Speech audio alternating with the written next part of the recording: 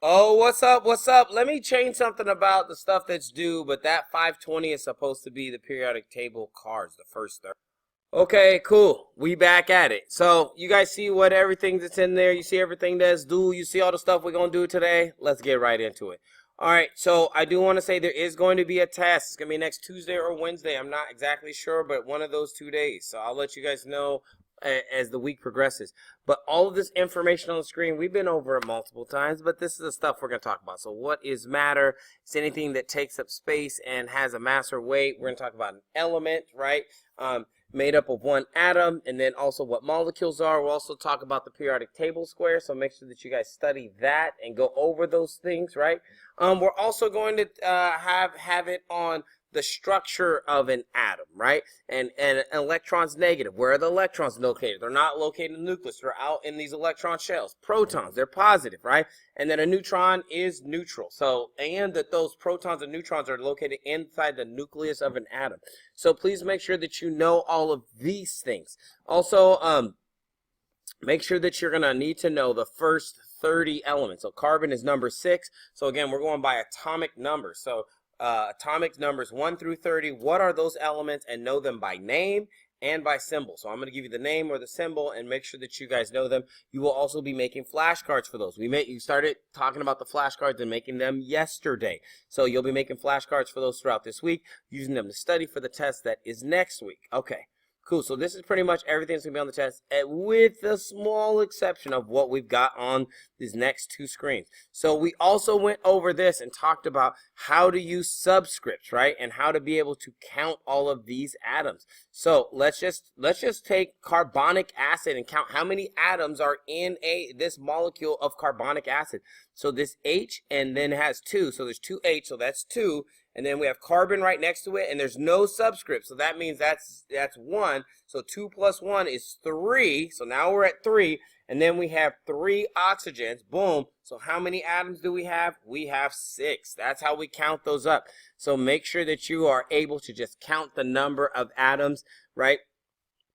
Inside that molecule, because I'm gonna give you that chemical formula right there, and inside the chemical formula, can you tell me how many atoms there are? That's all I'm gonna ask you to do. I'm not gonna ask you to name it or any of that stuff. I'm just gonna ask you that straight up. Okay, cool. Something else I might ask you in the chemical formula is I might ask you like, oh, what does the S stand for in sulfurous acid, right? And I'll give you the chemical formula, and you should be able to tell me that S stands for sulfur, right? Because that's one of the ones that we have in the first 30 elements that you got to memorize. Okay, cool. So let's move it on to here. Cool. So hopefully some of you guys already have this portion right here inside of your journal. No problem. We are going to walk through how to find the number of protons, electrons, and neutrons. Now, hopefully you've already done this first thing. And again, you can pause this as you need it. And you only need to write this part, and then right next to calculations, just go ahead and put carbon. So here, let me see if I can go ahead and do that. Can I do that right here? I sure can. I sure can. Calculations. Let me see. Go ahead. Calculations for carbon. There we go. And now we got ourselves. Now we got ourselves rolling. So how to find how many protons there are. So remember, for the atomic number is the number of protons. So protons equals the atomic number, which tells us there are 6 protons then inside of a neutral atom of carbon. Okay, so again, we're going to be looking at neutral atoms. Next, now we need to find the number of electrons. So just know this, in a neutral atom, and I'm going to keep using that word neutral. That means no charge, neutral, like a neutron, no charge, right? Neutral. There are also going to be the same amount of electrons as there is in the atomic number. So that means there's also 6, right? Again, 6 electrons. Now, this can get a little bit confusing because there's a difference between the number of electrons and their charge. Those are 2 different things. So each proton has a charge of 1. Each electron has a charge of -1. So if you have 6 protons, the charge would be +6. If you have 6 electrons, then the charge would be -6. And again, that is the charge. But if I have +6 and then I have -6, those cancel each other out. And now we're down to a charge of 0. And now we have a neutral, back at a neutral atom. Now, we're going to add the neutrons, and this is the only part that is going to take some math. This part over here just takes knowledge. This part takes a little bit of math. So what we're going to do is let you know the atomic mass, make sure to write this down, minus atomic number, that is the number of neutrons in a neutral atom right there, in a neutral atom. So it's atomic mass minus the atomic number. Okay, so let's go on over here. So what you would like to do first is go ahead and round this. So you could round it to the nearest whole number, and since this number is 4 or less, it's a 0, then we're going to let it rest and we're going to keep it at 12. So 12 minus the atomic number, which is right here, and then you're going to end up with 6. So it's 6 is also the number of neutrons that are in a carbon atom. Okay, so I just wanted to make sure that we're cool with that. Okay, so protons is equal to the atomic number, electrons is equal to the atomic number, and then over here we've got to take the atomic mass and we've got to subtract out the atomic number. Okay, cool. So let's move to this next one, and this is what I'm going to want you to do. Hold on. You don't have to do everything. Oh, hold on. I think it's over here.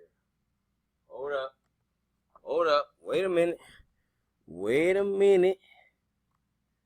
Block. So this is the only part that we're actually going to do out of this slide. Sauce. So we're going to, here, let me pull it down real quick. Blat out. So this is the part of the slide that we're actually going to work on. So for this part right here, we're just going to go ahead and say, okay, go ahead and try and work on this on your own, then come back, right? Come back in here. So work on this on your own, then come back on this. So for zinc, for plutonium, and for krypton, I want you to find the protons, the electrons, and the neutrons for all 3 of these, and then come back into this video. So pause it right now. Man, if you've been watching these videos long enough, you already knew I was going to ask you. Did you really calculate them? Did you really stop to try and calculate them? Right? If you did your very best and you're like, oh, I'm still stuck, don't worry, I'm going to walk with you through it. But don't just sit here and just copy it down, because then you're not learning how to use it, right? And you're not using your periodic table that you have.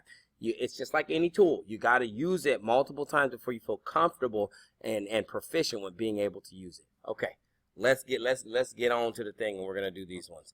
So then, for protons, remember we said that protons is equal to the atomic number. The atomic number is 30. So it's going to be 30. We also said electrons were equal to this atomic number, right? We said it's also equal to that number, so it's also going to be 30. Now this is where we got to do some stuff. So we're going to round to the nearest whole number, and since this number right there is 4 or less, we're going to let it rest at 65.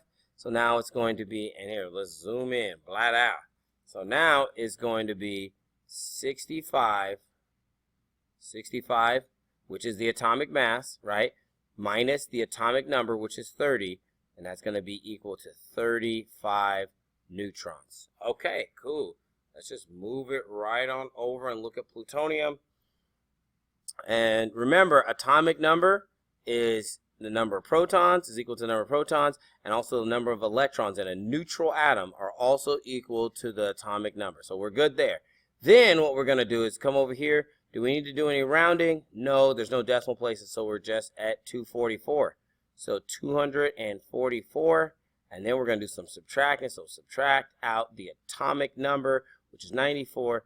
That brings us to 150. 150. If you need to use a calculator to do that, totally fine, but you should end up with 150 neutrons. And as you can see, depending on the element, depends on if they're all going to be aligned. So in carbon, they were all the same number, but as you can see in zinc, they're different.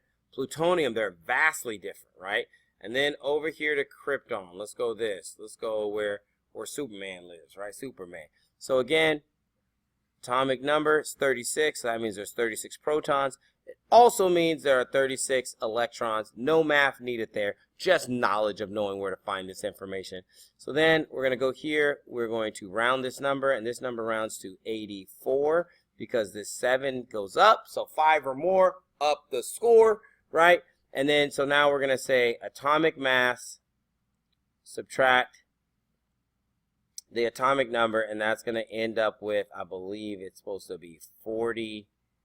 So 48 neutrons is the number.